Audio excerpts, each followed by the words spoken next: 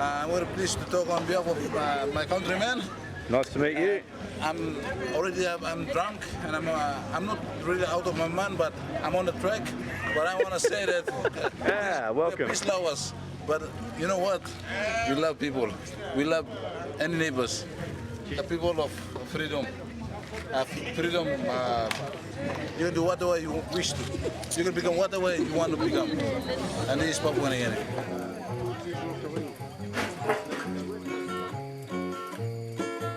Papua New Guinea is located on the Pacific Ring of Fire, less than 200 kilometres from the northern tip of Australia. A land of rugged mountain ranges, impassable terrain and isolated villages, PNG is full of cultural diversity and contradictions. With 850 indigenous languages and 1,000 different cultural groups, people align themselves with their tribe before their nation. It's a country with an identity crisis. I'm embarking on a 3-month solo journey through PNG, armed only with a backpack, camcorder and small travelling guitar. I arrived in the country a week ago, went to Port Moresby, was in Port Moresby for 4 or 5 days. And never before I've seen so much security, guard dogs, barbed wire. In fact, only about 4 hours ago I witnessed my first armed hold-up in Alatau. Or bank was actually held up, the Westpac Bank, in which I was in about 15 minutes before it happened. It was my 29th birthday yesterday and I celebrated it by my lonesome in Papua New Guinea, planning on being here for up to 3 months, so we'll have to see how it all goes. Travelling by boat, I will explore the many islands of the Milne Bay province.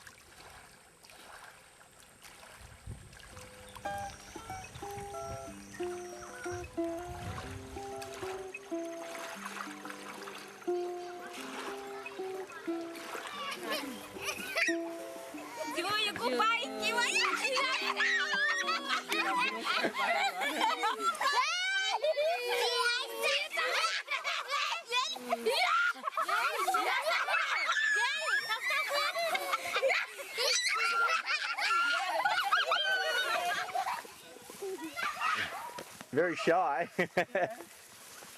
This is my house. Oh, wow. Fantastic.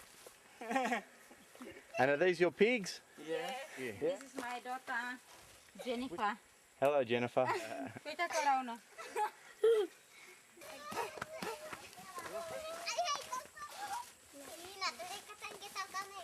So this is the school.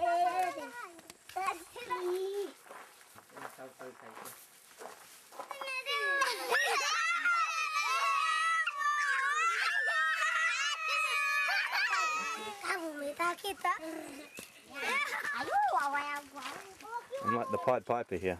The beautiful children of Iguari.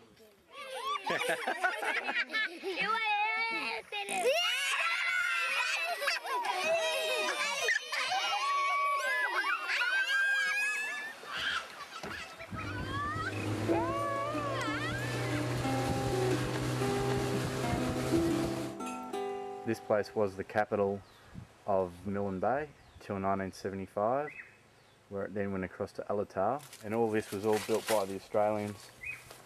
The area is called Milne Bay. There's about 380 islands in the province. It's the most beautiful spot, but all the buildings on the island are absolutely in ruins. When everyone left here, they literally left here. Onto what is, I think, the most perfect toilet in the world. This view is better than anything, as is the way you've got to get there. Walk the plank. Ladies to the left, yes. Men to the right. Partition inside is broken. Yes. The partition inside is broken. That's right. So this is the loo. Yes. And this, my friend, is the view. Yeah. We're eel hunting. We've seen a couple. Jeez. Caught in the heavy artillery. Oh, look how strong it is. It's monster.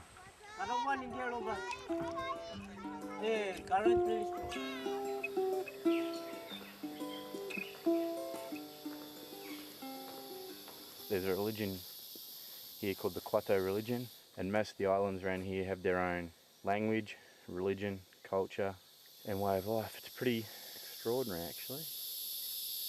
Believe it or not, I went to Mass this morning and it was the best thing I've done for a while because I've met a lovely family and they invited me over to their own private island for lunch. About to get into some freshly cooked fish. Trying to get our beers cold. I love it here. We'll just see what we cooked up here for lunch. Ah, beautiful thing. Roasted fish and roasted beer too.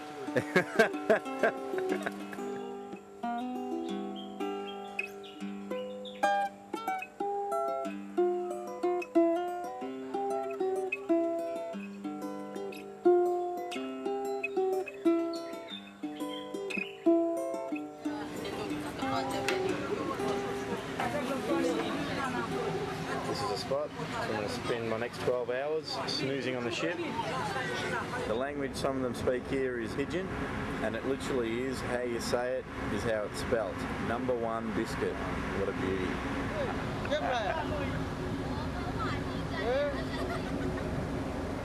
I think I'm going to enjoy this island. Oh yeah. That's for the ladies. They got their own swimming holes. Is that a swimming hole there? Yeah. That's what you see now, it's boobs and all this stuff, you know. The Trobriand Islands have been dubbed the Islands of Love. Young people are actually encouraged to have as many sexual partners as they choose to decide on a suitable marriage partner. We're at Kirawina Island at the Trobes. Yeah. This is Ray. Yeah. Ray? Yeah. That's you. Yeah, no worries, Ray. A mate of mine, Bolo, who I met on the ships, decided he wants to chop down this tree, believe it or not. So what he's done is he's hired 12 boys for 2 kina each. They're going to help him. This is called one of the most exotic islands in the world, and it hasn't stopped raining all day since I've been here. This is Bolo's shop. That's the reason that we're pulling this darn tree down. He's afraid it's going to fall on top.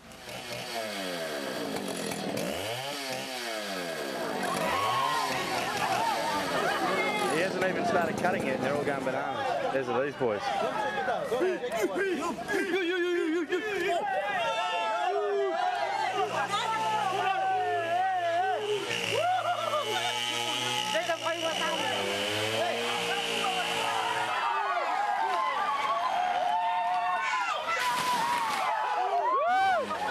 Everyone's going for the beetle nut.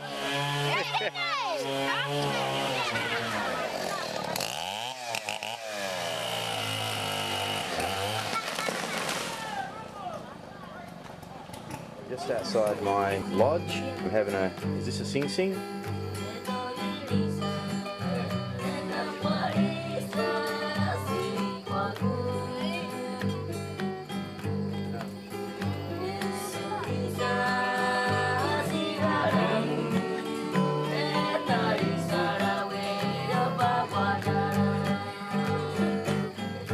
Sunday morning, it's about 8 AM.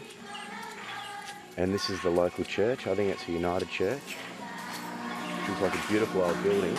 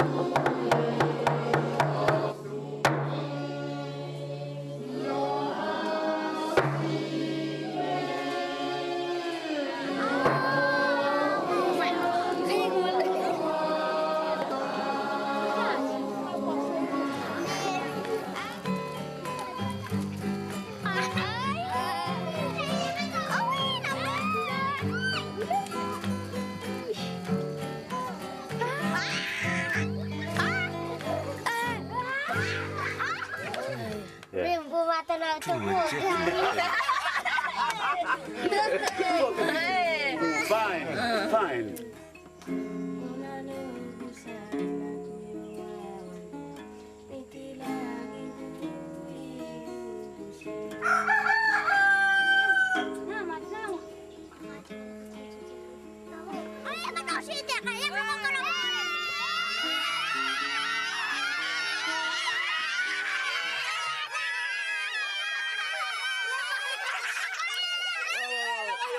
You play soccer? Yeah.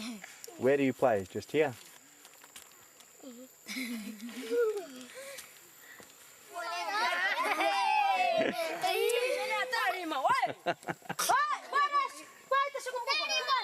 Oh, just listen to the man with the knife.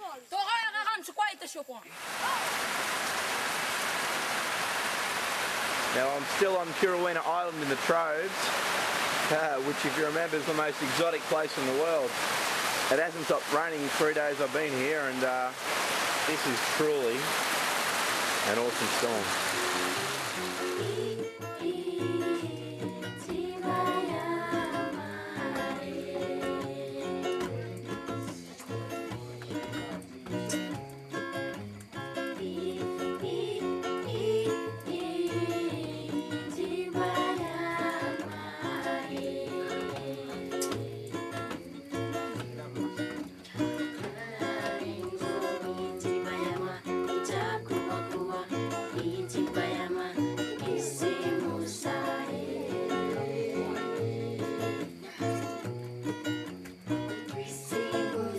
It's been raining basically all this week, so it's good. Hopefully the next couple of days the sunshine hangs around.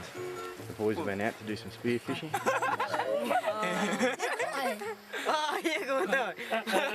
Proudly displaying their prize, and the biggest, ugliest looking fish I've ever seen in my life. Some more fish, wowee.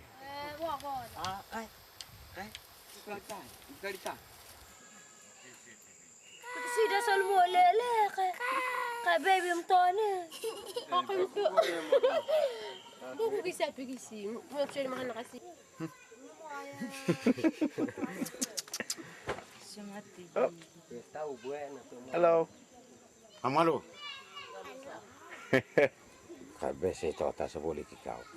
Breakfast. Yeah.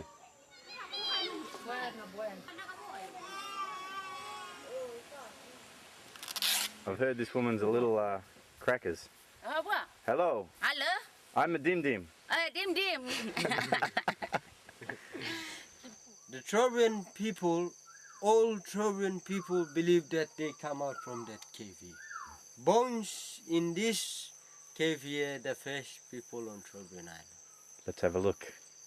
That's where we've come down. We're literally in the middle of nowhere. This cave is through here. So we've got the torch. Let's go. We've got the torch, it just doesn't work. It's plain up. We're inside the caves. These 4 skulls.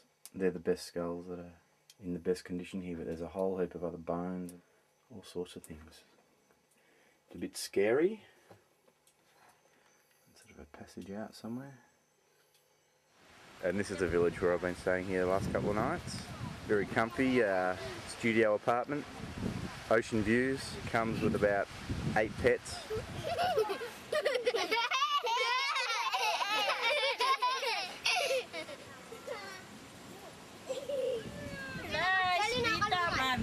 So we're getting ready for the big dress-up day. Yes.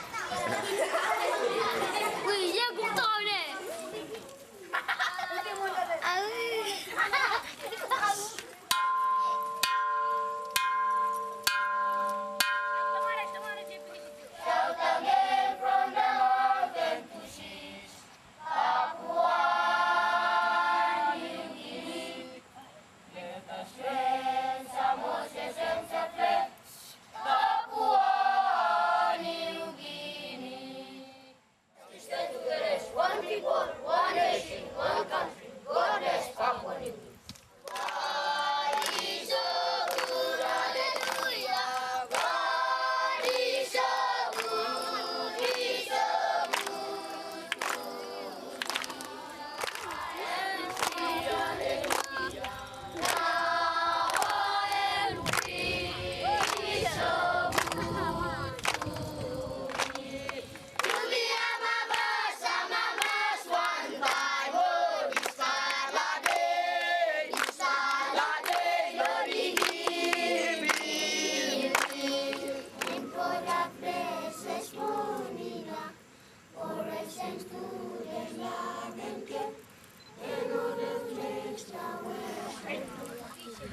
Doing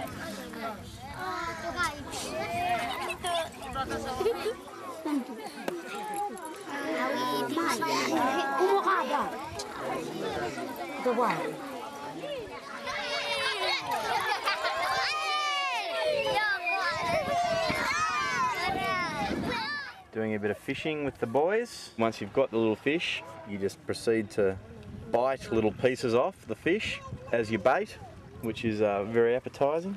Here's my hand line. So let's see if we can't catch a fish. It's going to be a very long trip for the boys. They've all packed themselves into the bathtub.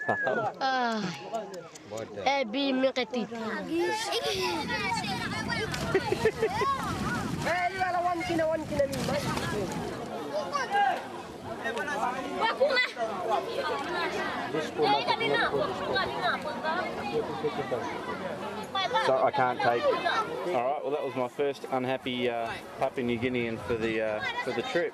Anyway, he won't let me take inside the market.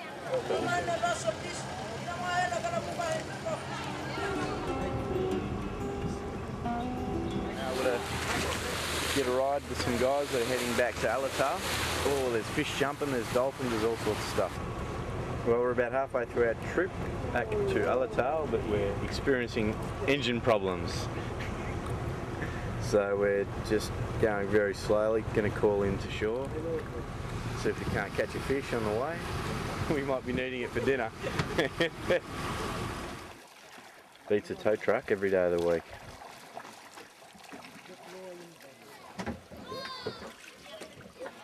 We've landed on the shore. We've sent a canoe out to get a dinghy, to get a bus, to get a boat, to get a plane, to get a train, to get us home.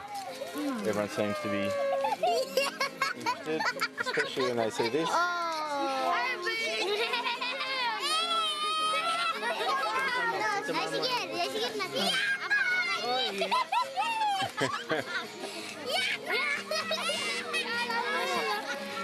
No sign of our canoe or dinghy, so we're here, we're having a bit of a sing-sing. This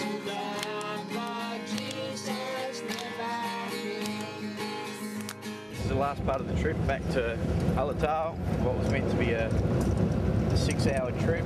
It's going to end up taking us around 30 hours. But it was fun in the process.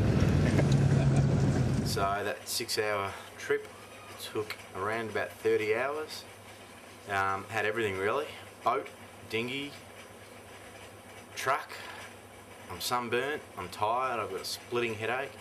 I got bitten by a rat last night, so I'm about to have a good snooze. I just had a good shower and refresh. I'm on the ship, leaving Alatau, leaving for Tufi. And the engine is so unbelievably loud, and we're going to try to get some sleep here tonight, so don't really know how that's going to happen, but it's a moving market. Definitely looks like betel nut is on the menu. Not much else looks like it's making its way to the boat. This looks a bit more like it. We got some seafood action happening. Coming up to Tufi after about a 30-hour trip on the boat. Not the best sleeping conditions, but at least we didn't get any rain today. My aim is to travel the entire length of the Highlands Highway using only local public transport, from Lae on the coast to Tari deep in the Southern Highlands. So just leaving Lae now, heading into Goroka in a PMV bus. So be here for maybe 3 or 4 weeks for the next part of the adventure. I've got the PNG beard happening and into the Highlands.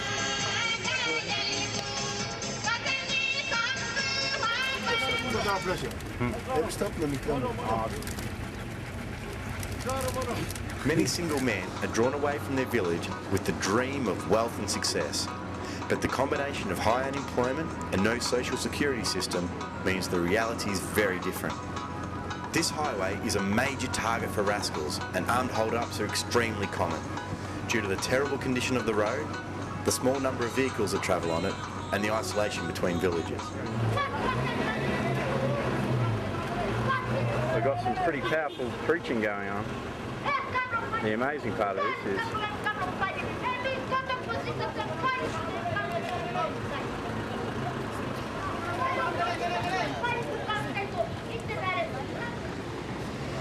Saturday afternoon in Goroka, and this is the PNG version of the pub.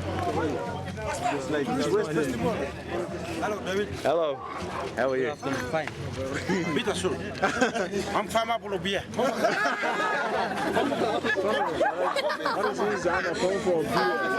Kiss me, hurry up. What is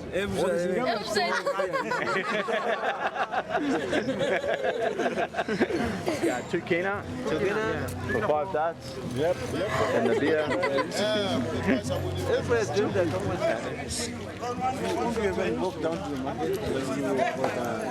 want to talk about rugby league. Specifically on rugby league. We love the game. We love football. We love league. For instance, if I'm on Maroon side, and if I'm in favor with Maroons, I can divorce my wife if she is on Blues, New South Wales.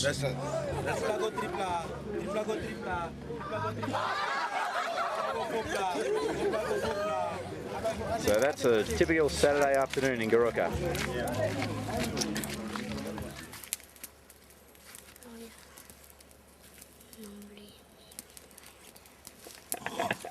Alright, this is officially the most touristy thing I think I've ever done.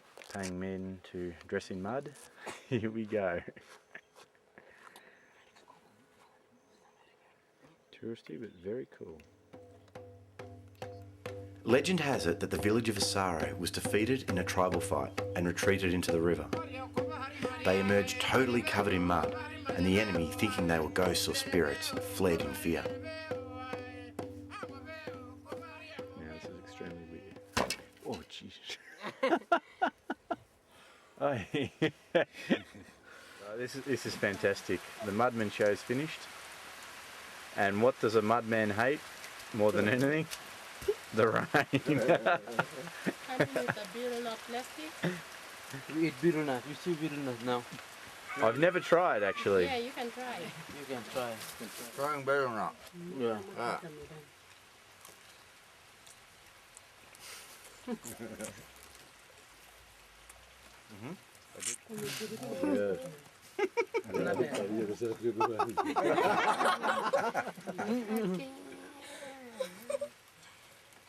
Small. Small one. Small. Yeah. That's enough. Okay, one more bit of that. Someone blow buena give him. No, no. Okay. Village people are watching Mr. David chewing betel nut. And laughing a lot. Not a very good experience. People, chewing betel nut with the Asaro mudman. Sounds good. Tastes like shit. Sorry.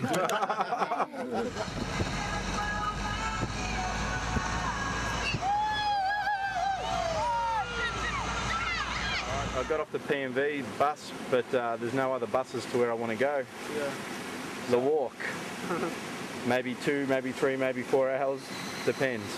This is the track. I don't know how a bus would have got through here anyway. Apparently there's a landslide up ahead. I've been walking for about 3 hours. This is the river running down. It's obviously got a heap of rain the last little bit. And we're coming up to the landslide or the roadblock, which is why we're walking. And I'm knackered. Well, I've been able to get a lift from that from the roadblock. So I think we got a 2 hour something like that trip. Bumpy trip, but ahead of us. But I don't know which is more comfortable actually. Walking with the pack or on the road. It's pretty amazing around here.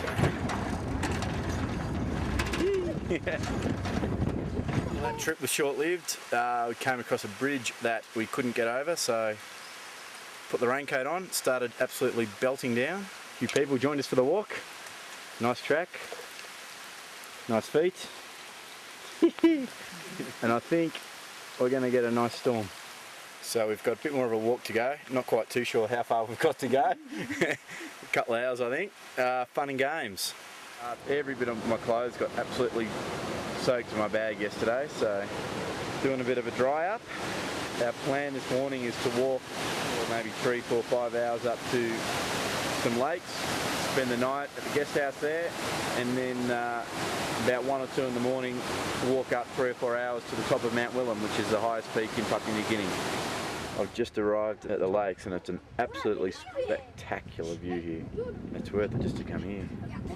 These are the local guys who are doing some work at the hut. They've been doing some bird catching, I think. I think that's going to be dinner. Yeah, they've got these birds, but... So how did you catch these birds? I shoot it for the With what? ceiling shoot. When? Today? Yeah.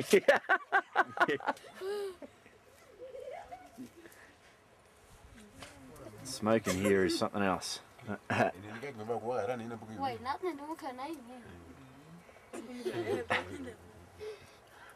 So sitting around telling stories, PNG style. It's about 4 o'clock in the morning. We've been in the hut, in the smokehouse. Not a good start. I've been in there an hour and I've been crying all the smoke, but we've had some brekkie and a cup of coffee.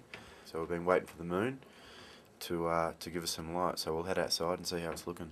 All right. Well, we haven't quite made it to the summit for sunrise, but the sun's coming up now. We're about halfway, maybe a little bit more. In the Second World War, an American plane crashed in these mountains here, crashed up here. These are the remains of the plane.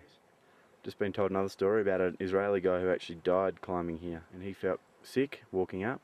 This is a track through here, but he missed the track, fell. Apparently the father offered all the local people a free trip to Israel. That's right. If they found the body. The people in the village, they came here to look for the body, but they couldn't find him, so the father have to get the mountain climbers back in Israel, come up here, and the father found the body. Found the body. After 2 weeks. These radio transmitters. Christian broadcast only. Around Papua New Guinea. Gospel songs and through Bible verses. Yeah, so I'm complaining about doing this walk over 2 or 3 days, and these guys took these all up by hand. I'm one of these builders who put up this receiver. Yeah. With some other white people, we built up this. There's a mudman from Western Islands. He walked up this way, this track, and he thought that there's a village up here. So he keep on walking, and then maybe he's hungry and died, or he's freeze to death. We don't know. So but the first man who came and found his body was dying, so it's no need to carry him back to the right place or something like that. They leave him and put a stone on top of the body. So if we come in the night, we want to climb the top, we have to say good night or good morning to that person. And it's scary because it's only about 100 meters from the other person that died. Well, it's taking so the strongest, the fittest can make it to the top of PNG. Now I think David is a fit guy, and because he's already recovered from his illness, from the knee reconstruction. Knee surgery. I've heard from him, and I can say that I've never brought an injury person to the top. The funny thing is, we got to walk all the way back. I'm happy David can make it to the top. We're not there yet. He's close. He can see the top. Well, not anymore. Look at the fog. All the clouds are coming in. And welcome to the top of PNG. Mount Wilhelm, 4,509 metres. Took us about 5.5 hours to walk up here. So it was tough. Really tough. But I made it. Thanks to Martin. So this is right at the very top, right at the peak. I've got a headache that could kill 100 men. I haven't got any water.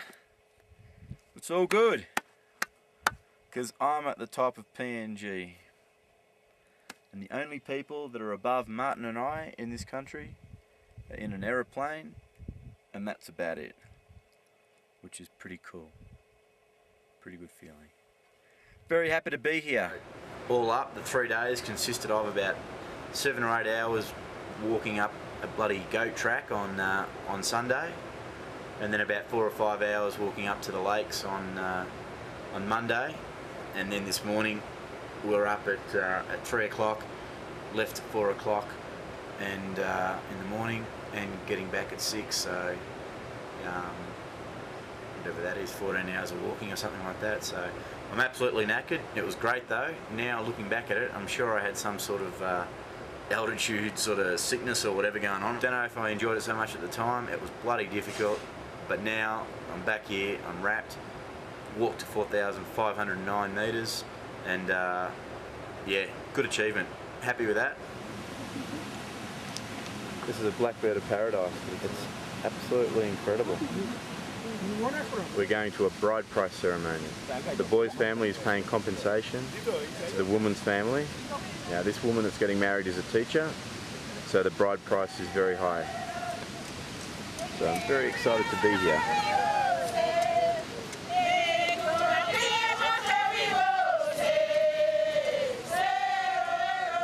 So the total bride price is 9,000 cash kina, which is about 4,500 Aussie dollars. This is a live cassowary. An interested onlooker. Oh, PNG style.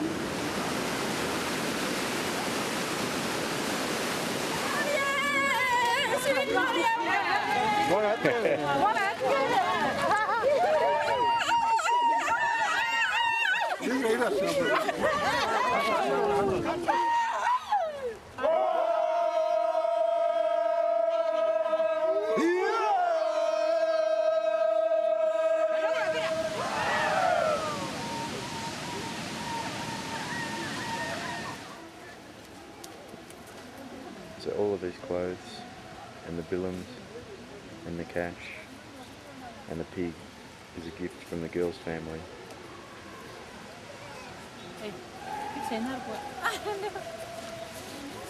Hey, good luck.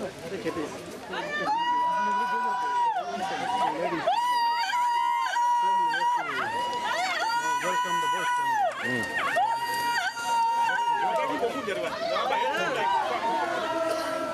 Here comes the rain.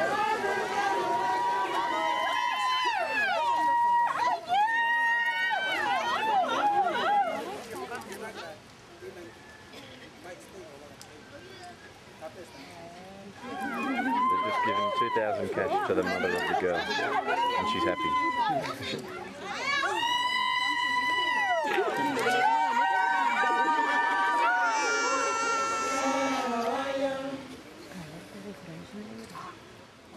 Is that the boys have to eat all of the pig fat, except the tongue, right at the very end.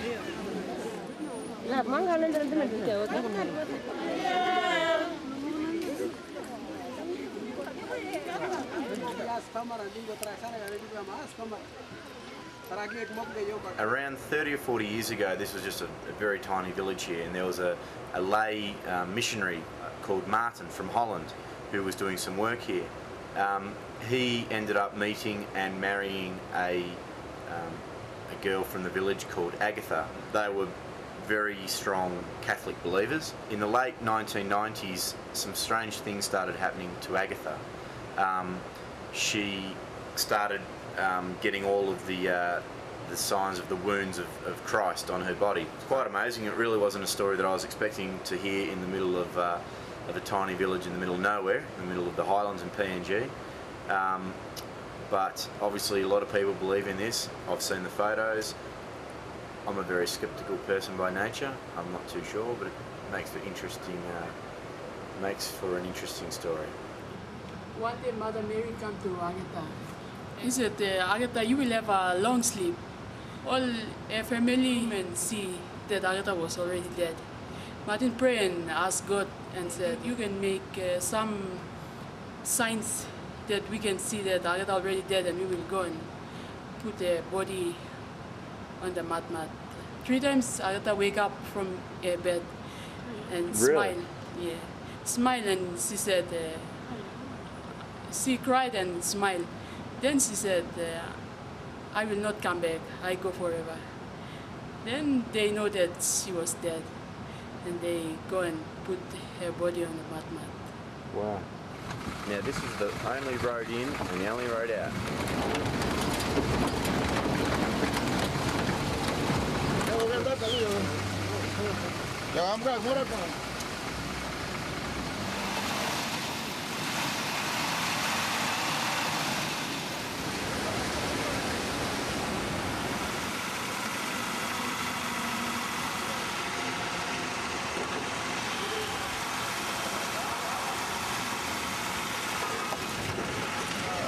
woke up at about 2 o'clock or 3 o'clock last night with a big bang and a shud, and just been told that there was an earthquake that came through, probably from a volcano somewhere near Madang. So, catching the bus from Mount Hagen to Mindy, and we've got a bit of a flat tyre, so we'll just stop to change the tyre.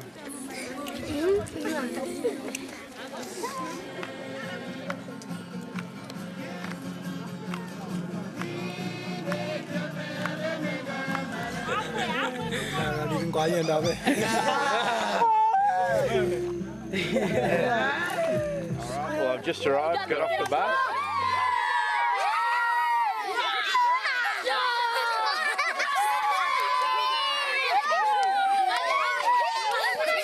Flying fox, wing.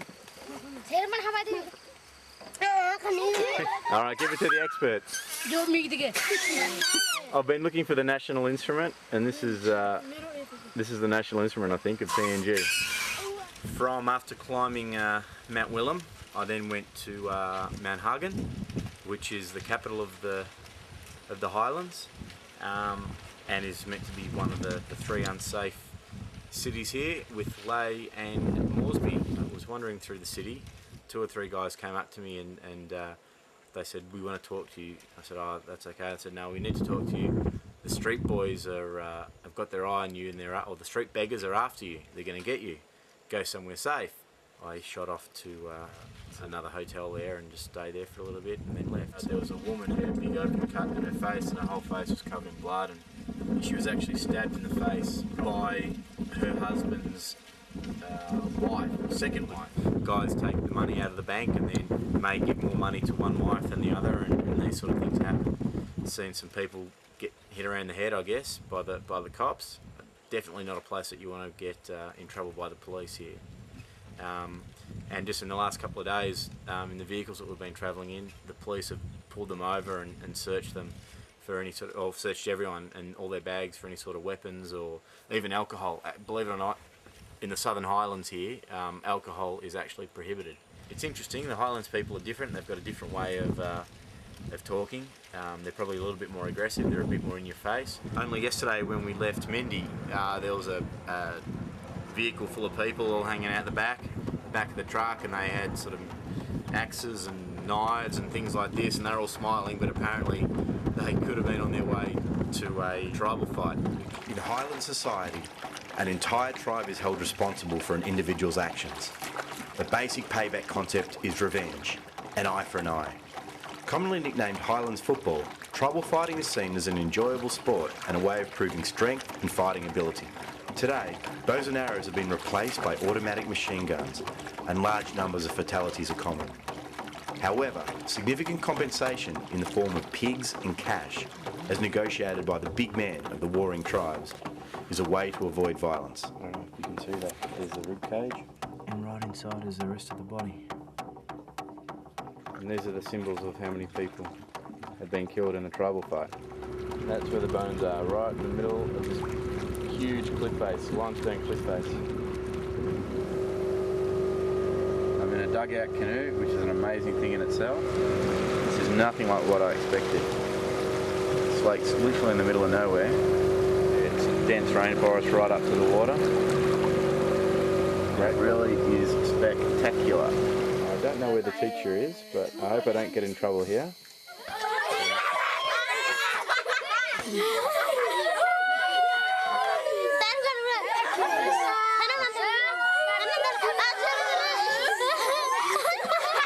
In this building here, called a houseman for the men and boys, so women aren't allowed to stay here.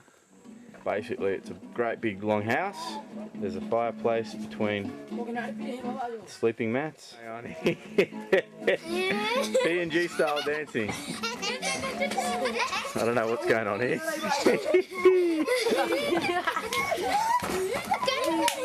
So hanging over the door here are pig's jaws, and this many pigs were killed for the opening, for the Sing Sing. This is where the women live or sleep, and her husband sleeps here. So they've built the house so that if she has to tell a message or tell her husband something, she can do that from the outside here without having to go inside, and it's closed. This is a pig trap. It's all in the swampy areas. This is made from the sago palm, which is this tree here. So that's the pig trapdoor here. I'm going to tie this to the trapdoor, and then someone stays up here all night and waits for the sound of the pig in the trap.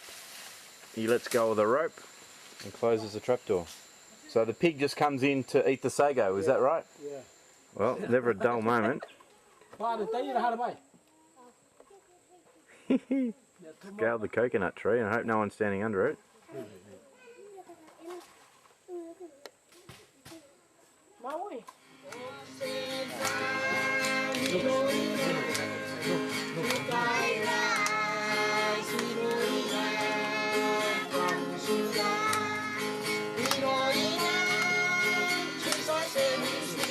Unfortunately for the locals, they discovered a whole lot of oil here.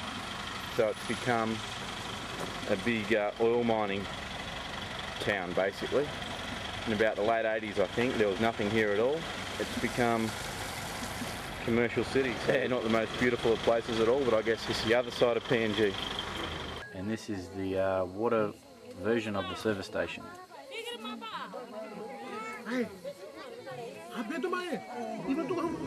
It was raining the last few days before I got here, but it's been beautiful the last couple of days.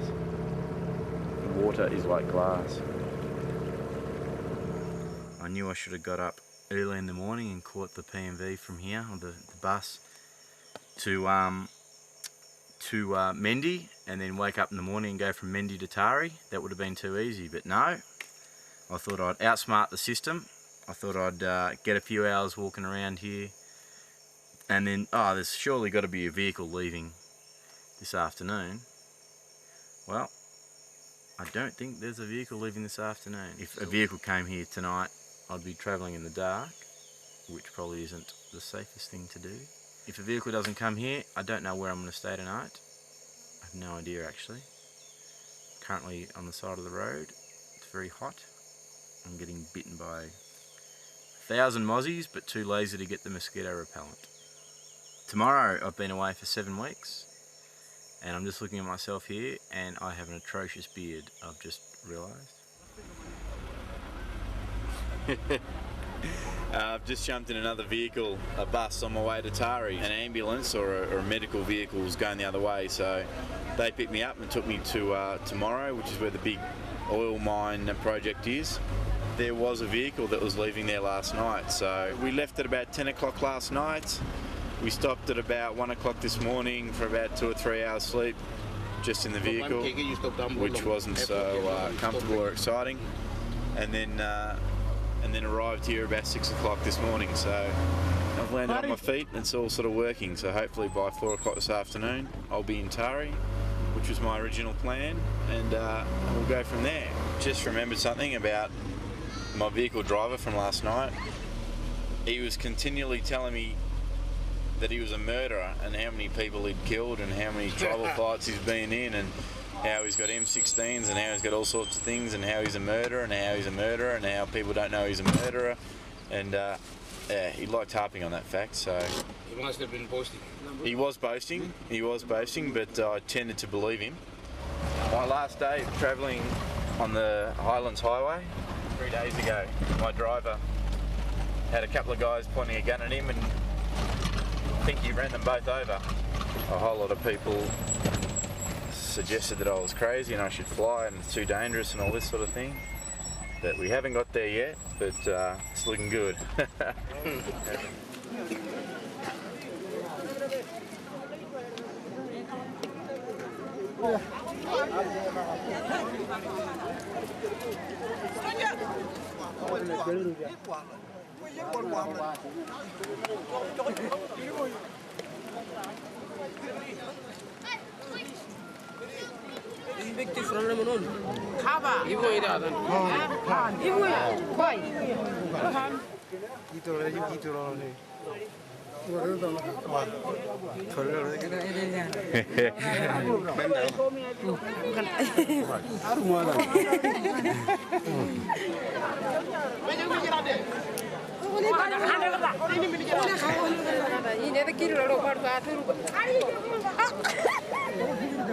At age 10 or 11, Huli boys traditionally leave home to enter the bachelor school. There they undertake initiation rites and they learn the art of wig making. However, the introduction of Western education by Christian missionaries means that the bachelor culture is a dying tradition. They do pay the spell master with a pig, which is worth of 200 kina. They do come to the wig school and then he uses his powerful spell into the water to give to the boys to drink. In order to enter the school, bachelors must have had no sexual contact with a woman. Drinking this blessed water is a way to protect themselves against the perceived evil of menstrual contamination. They will face to the sun and spit it out. The mist comes back and then it purifies the outside part. The rest of the water they drink, it purifies the inside part.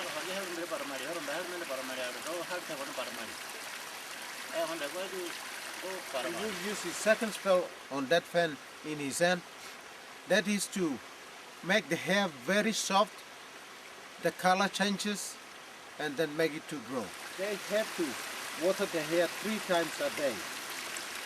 And then the spell master inspect the hair within 6 months. See if your wig, your hair doesn't grow, or your hair becomes lousy, full of lice, it breaks off, the color never changes, and then he will say that you are not following up to my rules. And then it doesn't matter you pay the 200 kina, but you're going to be kicked back to the beach. Really? And you can't come back? You can't come back. They protect the hair by combing with a fan comb. You wouldn't believe that. It's attached hair. Yeah. It's got a rough frame all around. A vine or a bamboo string. They will lift it up like this and then cut it from the face right through the back. Wow. That's how a wigman sleeps. The spell master will use a spell onto the wooden pillar in the start, and then it will get used for the rest of the 18 months. When he cuts his hair off and he graduates, oh, it's get used, so keep on continue. He might continue sleeping like this. Yes. After 18 months, the first or everyday wig is cut off and the process started again. 2 of these are combined to form a ceremonial wig, which is worn at graduation and traditional sing-sings. What about if a white man wanted to become a wigman? It's going to be complicated with the sweet potatoes. The nails wouldn't be good for you. If you want to come to the wig school, it will be complicated because you would do a lot of work to provide your meals, to chop firewoods, work at the farming area. Anyway, that's okay. You do learn how to fight and then become a hero of the clan fighting. Land is the thing which we own, and a woman is the second main thing. That is, pig is the valuable for the Hulis. Mostly Hulis spend most life on these 3 main things. These 3 main things are in order. The land first. Land, woman, pig. Ah, fantastic.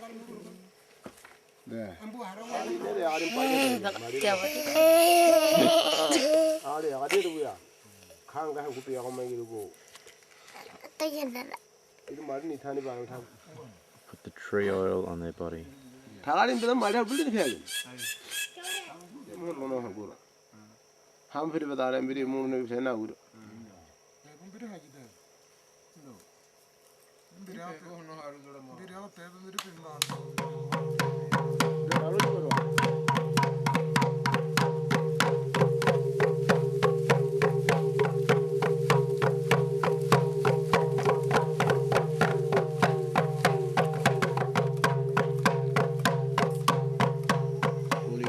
Wigmen sing performing like this when we had a war between 2 different tribes, and if we win the fight, we do the sing to make other enemies upset or angry.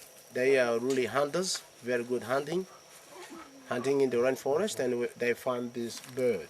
This is regular bird of paradise, the red one. It is the symbol of the nation, the country. In the front of the money, you will see the bird of paradise, and also in the parliament in Port Moresby, they have the symbol, or in Papua New Guinea flag, it is the bed of paradise. Somebody believe that it's a carved one, carved wood or mud or something, but this is not. It is a hair and string. So these two of the daily wigs can make one whole ceremonial wig like this. And this is the yellow paste, the yellow clay from the ground. And the casuary quill, some necklaces and chopsticks. Yeah, this is the oil from the tree, Tisako tree oil. So, and also the pig's tail, he record the pigs, how much he has been killed in his life. And the hornbill big is the bird. And the pig's tuskies, the bows, that is the tail of the regular bird of paradise. So this is the ass grass. Ass grass. Yeah. Possum's leg is here, Josephine lorikeets. And the young boy there, it is a snake skin, colorful snake. They take the skin and put it in a bamboo frame and using for the forehead. Arame agua. Thank you. Wearing a Huli wig, and the idea is that this has been made by two wigs. One's grown on the head for about 18 months, and then the wig's cut off and put aside, and it's the everyday wig. And then you grow your hair for another 18 months, then you get the first wig, and then you put that on top, but upside down, and then you mix the two together, and that forms this wig somehow. And if I could play the kundu drum, I'm sure we could even do a bit of a...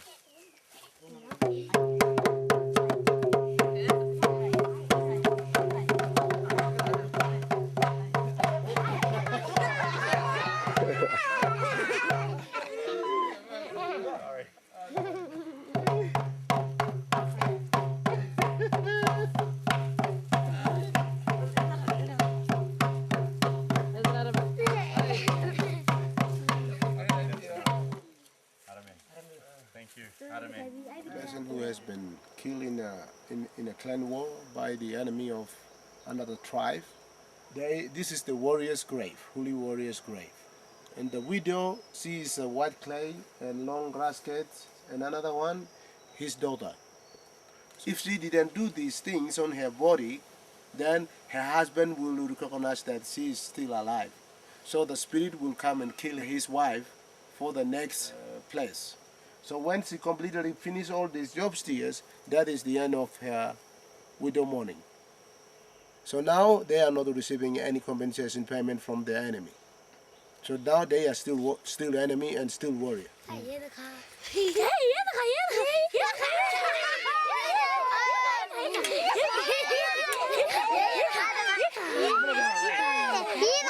Alright, we're going for a walk. The first stop is a village where apparently an elderly man died last night, and there's a funeral going on, so not too sure how comfortable I feel here, but we'll see.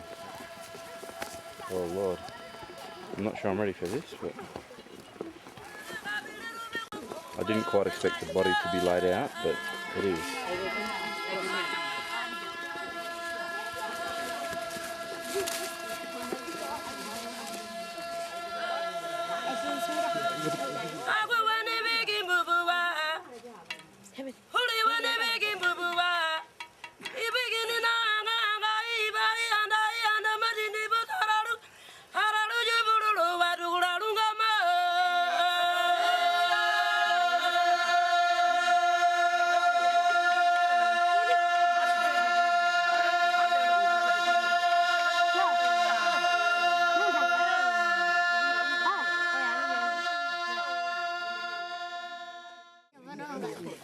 Now I'm not too worried because everyone seems very happy for me to be here.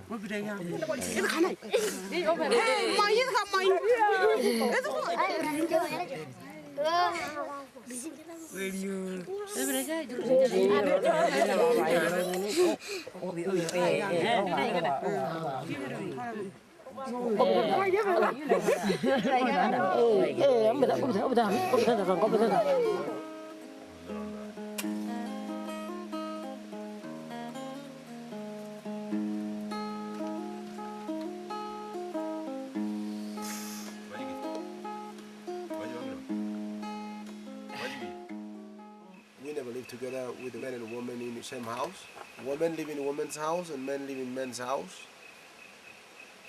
Women, they look after themselves, like food, firewood, water, and they look after the pigs and children. And the boys, over 6 years, they send the boys up to the men's house and men look after the boys. And like any afternoon with the boys, after a couple of beers, the subject turns to sex, but this is sex with a bit of a different spin on it. The woman gives the sickness to the man, and she is having a period, and we do the sex with the woman. The blood from the woman come into the man's womb or stomach. We live separate, and the woman and the man want to look for the baby.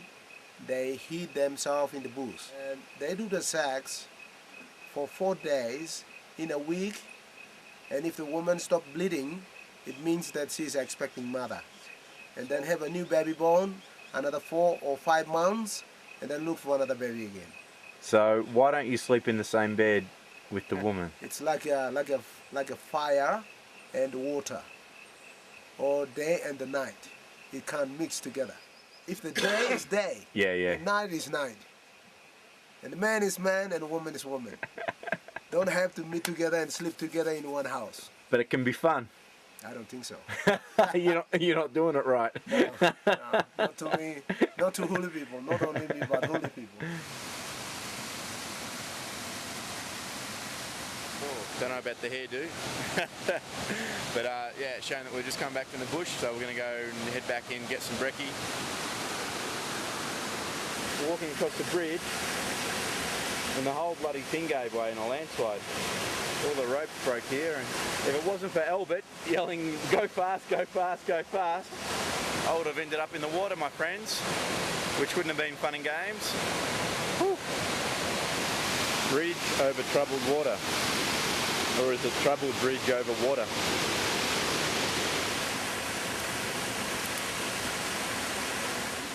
Oh.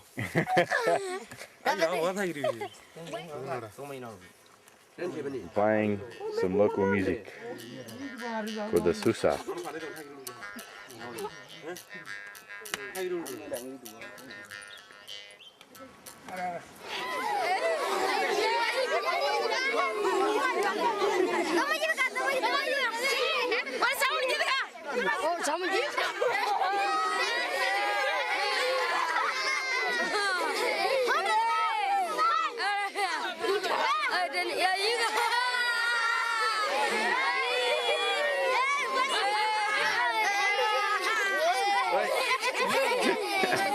I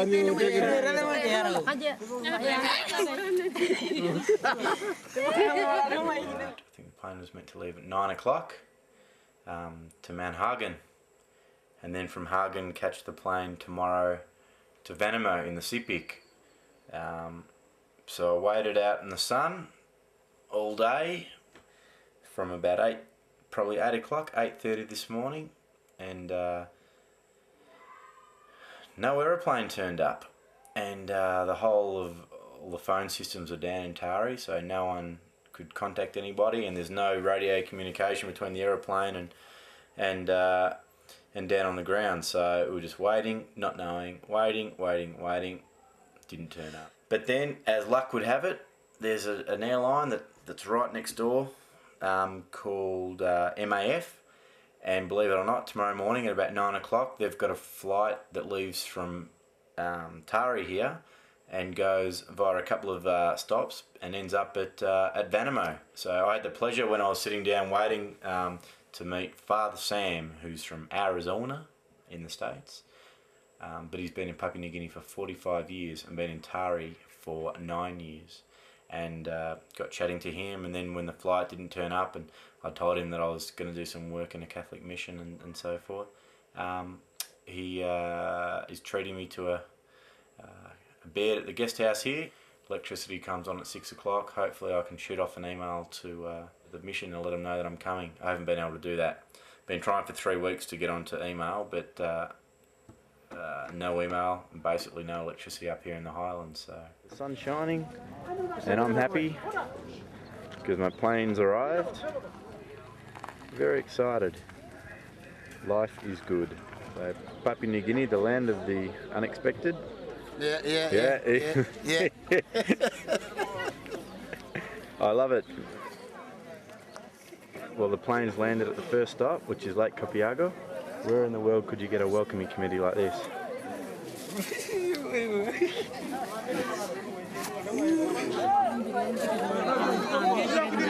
In the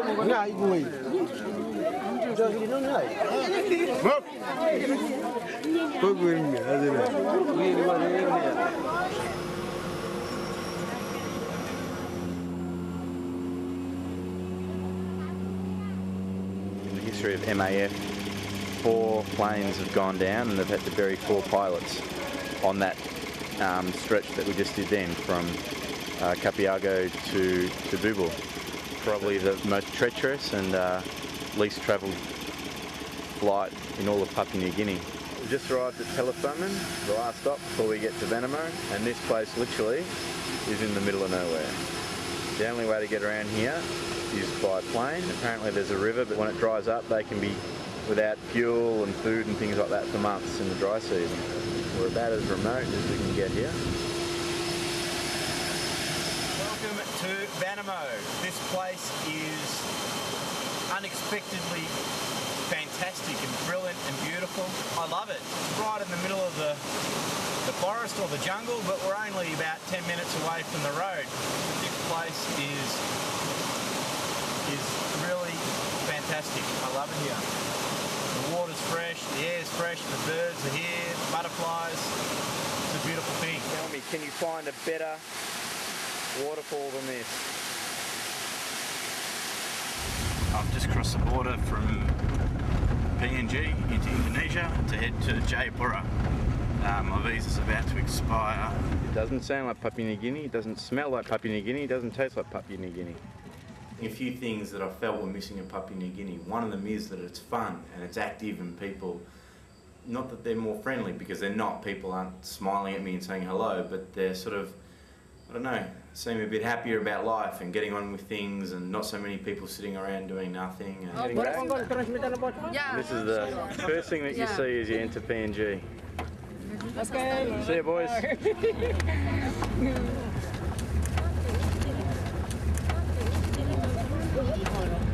Just in the back of the census truck, and we're picking up some kids. Hello. Jeremiah!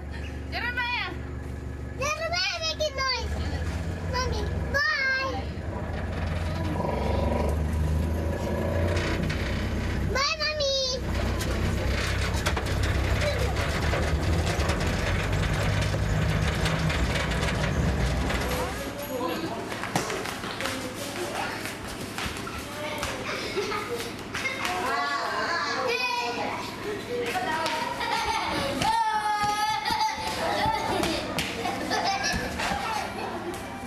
The Centre Belong Help In was set up in 2000 in order to care for both physically and mentally disabled children. Many are deaf as a result of malaria. The centre has established links with hospitals in Australia, and many of the children have actually been flown back there for surgery. It is run entirely by local volunteers, many of whom themselves attended the centre when they were younger. Seen as a burden upon the family, disabled children are commonly neglected and starved. The centre provides a safe place where the kids can learn, play, sing and get physiotherapy treatment. There's only one way to confuse somebody. Join in the game.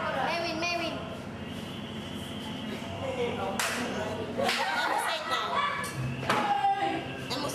David.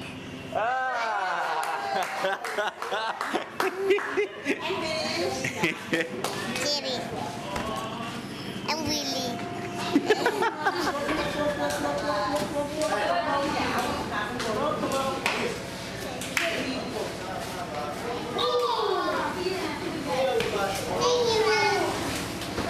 I've made some name tags for the kids and the volunteers. Thank you.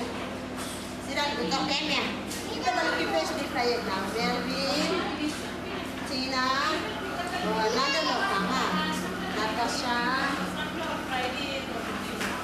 Valentina, Jerry, lagi back lagi. Looking fresh kita. Ayo, lagi Tina ya put smiles trendy. Ini Latina, ini Latina. Last morning I'm going to be here. All the kids are gathered around to see what's going on. Job.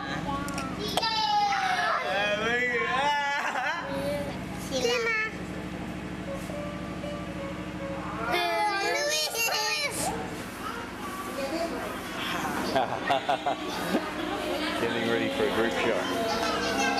Should be fun.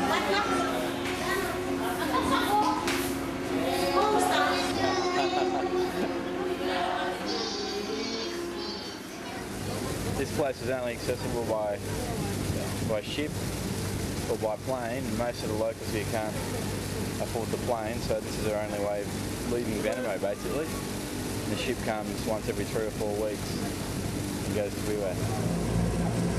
Now this is what's destroying a lot of this country. This is logging just the tip of Vanimo, but the waves are coming in and clearing a whole lot of the forest here, taking all the money out of PNG.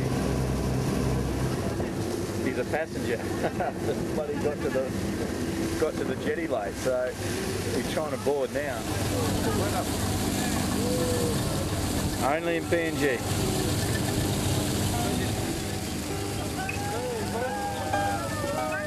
And he's on. I'm meeting my guide Stephen Buku at 9 o'clock this morning. We're going to go shopping for our Sepik trip. Breakfast over, but I've made a friend. Hey, hey, cocky coco. He's pinched me butter. Here he goes again. Help yourself. Hey, what are you doing? Got security behind me. No worries. Alright, it's Monday night, it's about 9 o'clock, and I'm just counting down the minutes and counting down the hours till I jump on a bus for Pugwy to start this Sepik River trip. I've left my gear here that I'm leaving, and just taking a day pack and going from there. So just waiting. It's been a long day. I checked out this morning, and hopefully the bus is coming in about 10:30 tonight or 11 o'clock tonight, something like that. Yeah, looking forward to it. So anything else to say? No. Security? Anything else to say? No. No problem. Alright, we'll see you on the river. From Pugwy, I'll spend the next 10 days in a dugout canoe, exploring the Sepik River and its tributaries. And there it is, the Sepik. We've just arrived about 6 o'clock in the morning at Pugwy. Came overnight in that vehicle, had as good a sleep as you could, I guess. And it's absolutely spectacular here. I think I'm going to enjoy this trip very much. Now this is absolutely amazing. This old fella's digging one, or making one of the big canoes. Chopped the tree down. He's carving it out from where it fell, so they don't go by any guide, or they don't draw on the wood first or anything like that. They just do it all by eye. He's a master craftsman. He's built himself a shade to keep the sun off. Time for a betel nut chew. And the little fella's been busy making his own little cubby house, which is fantastic. We've been lucky enough to find someone doing the final step of the canoe making process, which is to light a fire basically and burn the wood, give it the final coat and make it smooth. Do they burn the outside as well? Yes, or just both sides. they burn both the inside and the outside? This is where we're staying. Going up to the village. We stay up there. Oh, we're staying up here. Alright, totally disregard that. This is not where we're staying. This is middle of the village. This is the middle of the village. Alright, well this is the middle of the village where we're staying. And next time I need to know something, I'll ask Stephen because I have no idea. Yes. Yes.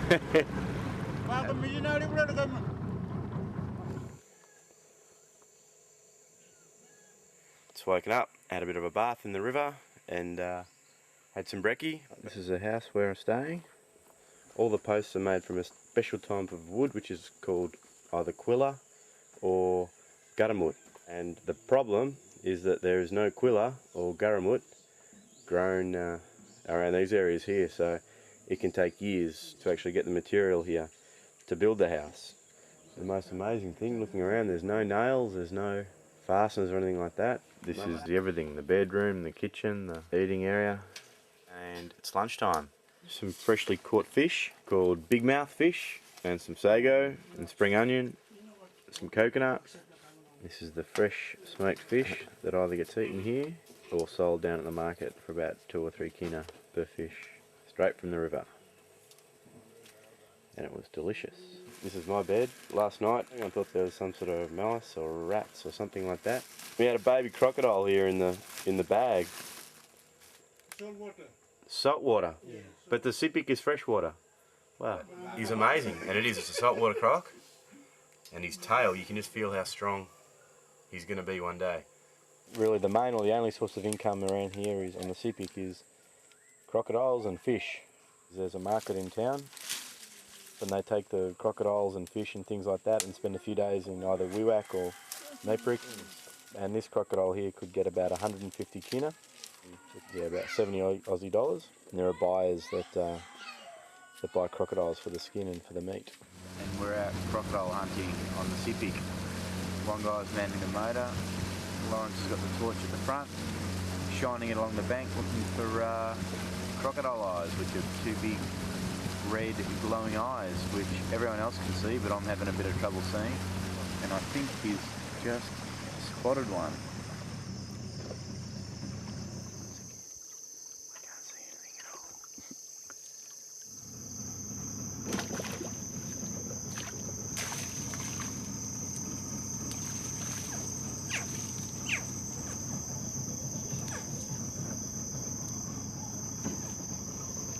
Morning after the croc hunting and the crocs that we got last night. All the boys here when they get a certain age go through initiation and they go in the house boy or the spirit house and they get the skin cut. It's pretty amazing actually, and some of the women in this village have actually got it too, but they stay in the house boy until the wounds have healed. And then they can come out, and then they're meant to be a man, and they've been taught in there how to build a house and grow a garden and these sorts of things. And it's also on the back as well, so people have got different designs depending on which village they come from, but it's all meant to resemble the crocodile.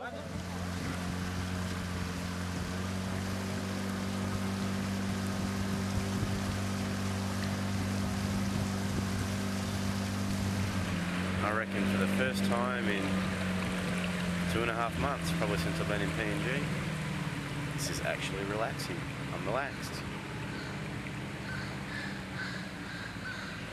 It's a wonderful place. The river's been flooding, so all of the logs are coming from the upper Sepik and then floated down the river. So everyone in all the villages are making their canoes at the moment, even the little fellas getting in on the action. This is a house Tumbaran or spirit house. Well, this is under the house, but an amazing amount of work goes into this. PNG life today is dominated by the Wantok system. There is generally a social obligation to help out other members of your Wantok if they're in need. This impacts all elements of daily life. Wantoks are given preferential treatment for employment, whilst members of Parliament consistently support their own local projects, while neglecting the real needs of the country as a whole. Oh.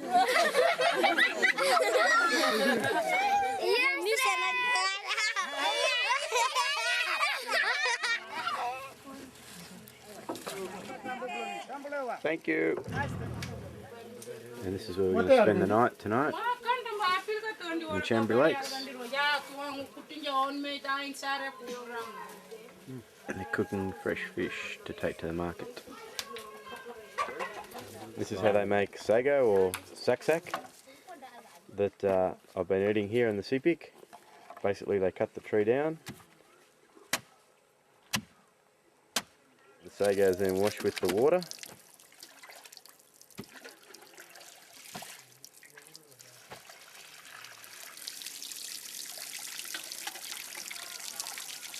And then they drain the water off the top, and then they can make that into pancakes and cook that or whatever they want to do with it. It doesn't have any taste, so they mix it with banana or coconut or something like that.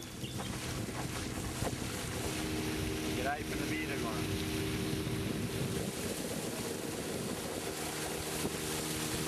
This is amazing. This river is continually changing its banks. One side which is being washed away by the current, and the other side which is advancing.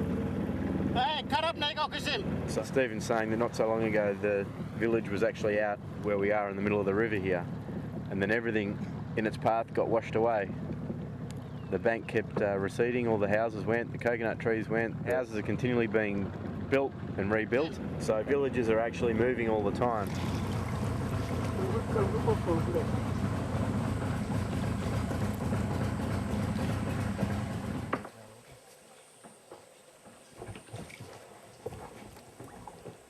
Never smile at a crocodile.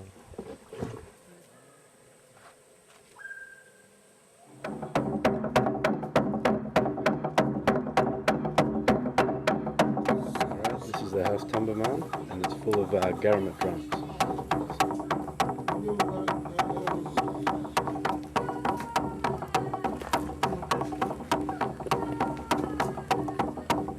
Garament drums are used as a traditional form of communication to send messages and warnings between villages. Well, it's the afternoon and we're trying to head into the Blackwater Lakes area.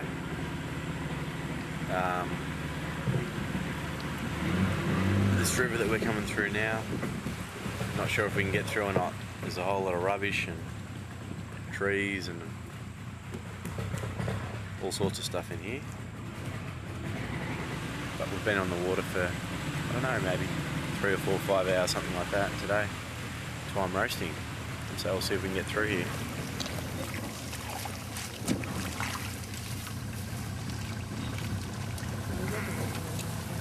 I don't think there's enough water here.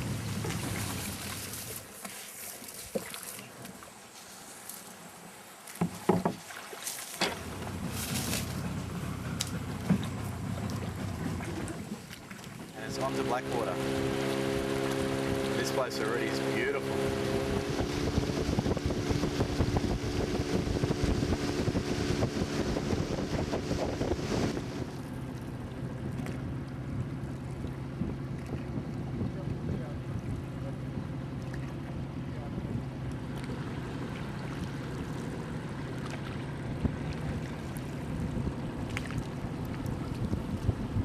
It's not 9 o'clock in the morning yet, and I've been doing an hour or so of fishing on the river. This is what I've just caught this morning, believe it or not. I said I'd stop when I'd caught 20 fish. Baku? Well, they call it bolt cutter. And this other fish is called jabaka.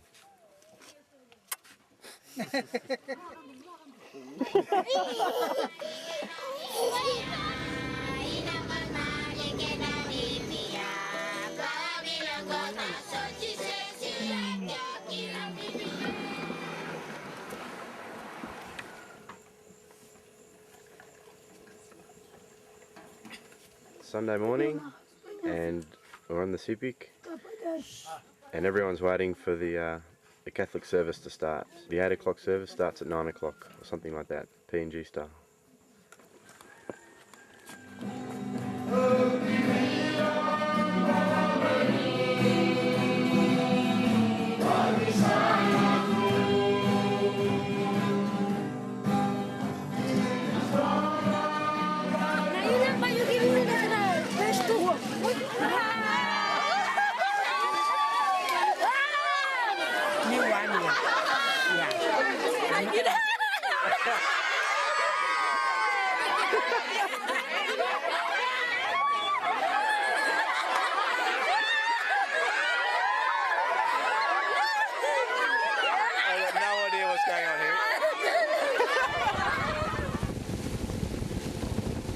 Day 6 or 7, I think, on the river, and we're heading to a place called Govermass.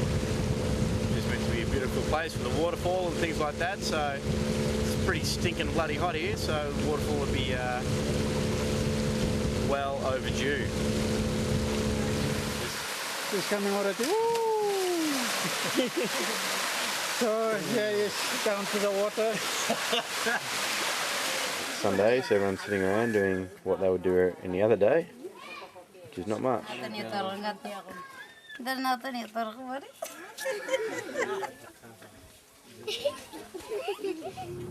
This is just absolutely chock-a-block with fish. We've done what any self-respecting fisherman would do. We've headed to the village and got some fishing lines and come back to the spot where the fish are jumping. and this is the most incredible fishing experience I've ever had. PNG Baku. Very impressive looking fish. Bait, we use the coconut, We've used coconut. sago. Yeah. Even think you don't need bait. We put just a couple of times I had my hook just in the water and without any bait, and the fish jumped on as well. And as we go, see now this is what's meant to happen when you're not expecting it. The fish start jumping back on, and this is what it's been like for an hour. It's been absolutely amazing. You got a fish bath happening here.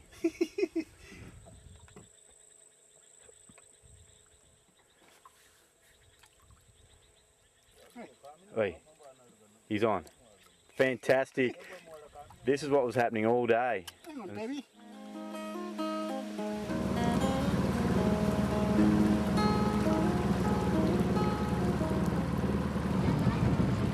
Oi, sorry. Almost tipped the canoe. Sorry, mate. No, it's all right.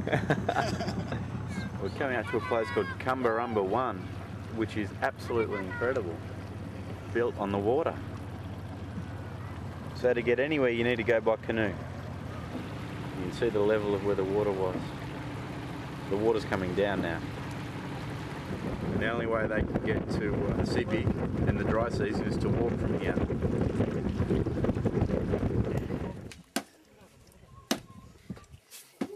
The locals tell me news of a man believed to be a regular visitor from New Zealand who was murdered on the Sepik River only 6 months before. The man had 60,000 kina and a pistol with him. Travelling without a guide, he was led to a village downstream, ready to set off on the Sepik at dawn the next morning. His destination was a village, Tumbanung, but he never made it. Local man Rudolph saw a body floating down the river. He paddled out with a canoe and dragged the body back to shore. The body had wounds to the back, chest and calf. Was shoot here and come up here, maybe by gun or knife or something, we don't know. So the back wounds, they open it. So they wanted to sink the body. Yeah, they want to sink the body. This way they cut here. They washed the man's body, then dug a grave and buried him. Best down. And back Out up. there floating on the river, they're burying in the same way. Yeah. So you could see that it was a white man. Yeah, And you it's a could white man. Yeah. They recognize it's a white man. Yeah.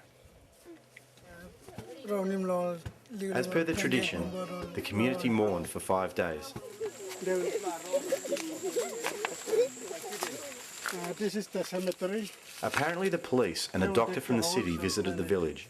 They dug up the grave and took the body back to the morgue in Wewak. Yeah, Wewak Hospital in morgue. And then after that, you haven't heard any more. You don't know any more. Yeah, no more information. No one from either Papua New Guinea or New Zealand has ever been back to visit the village and investigate. When I arrived back in Australia, I sent a copy of the relevant footage to the PNG police, but I've never been contacted again.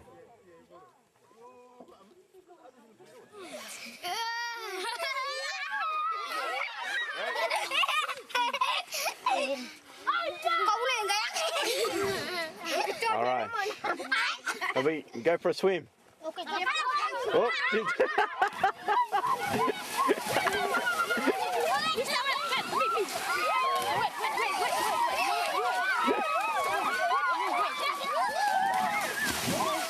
Didn't take much convincing. I've given the camera to one of the little kids, which could be dangerous. I had no idea, but I'm about to join him in the water. So hopefully he doesn't jump in after me with the camera. So I jump, you stay. Okay?